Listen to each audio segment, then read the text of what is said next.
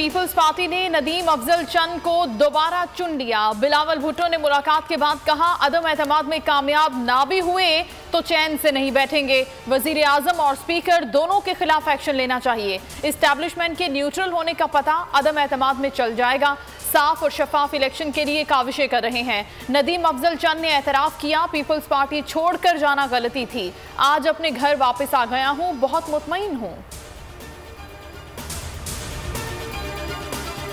कहा था तुमसे नहीं हो पाएगा, चलें स्पीकर के खिलाफ भी लाकर दिखाएं, मैदान भी है और घोड़ा भी। फवाद चौधरी का ट्वीट लिखा, अब ये ना कहना अंपायर न्यूट्रल नहीं तो हमसे भी ना हो पाएगा। हमाद अजहर ने कहा कि ऑपोजिशन को अपनी गिनती पर खुद एतमाद नहीं, अब बहानों को तलाश कर रहे हैं। मुराद सईद ने कहा कि करप्शन बचाओ जमातें फिर एक हो गई, एक मरतबा फिर सर्कस लगाया हुआ है। शहबाज गिल ने कहा कि अब पता चला स्पीकर के खिलाफ अदम एतमाद लाना है, आपको सरेआम हराएंगे।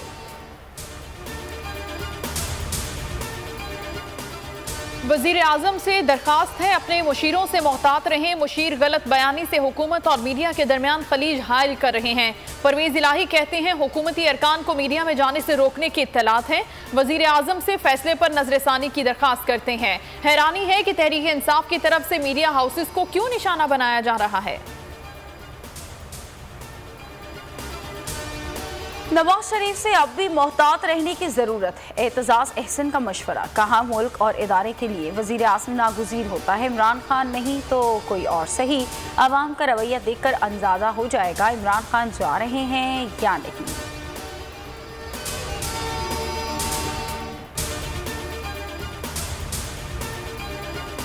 पिशावर के इलाका कूचा रिसालदार में खुदकुश धमाका, एक और सीसीटीवी फुटेज सामने आ गई। सहूलतकारों ने हमलावर को कूचा रिसालदार के करीब पहुंचने पर रोका।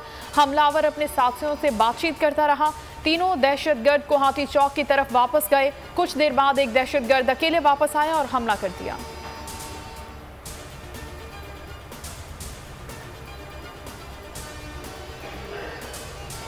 सिंध के लोग पीपल्स पार्टी के इक़्तिदार से थक चुके हैं, मुतबादिल जमात चाहते हैं। शाह महमूद कुरैशी की हैदराबाद में गुफ्तगू, कहा कि पीटीआई सिंध में मुतबादिल जमात के तौर पर सामने आ चुकी।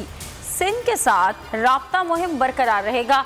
पीटीआई का सिंध हुकूक मार्च आज शाम कराची पहुंचेगा।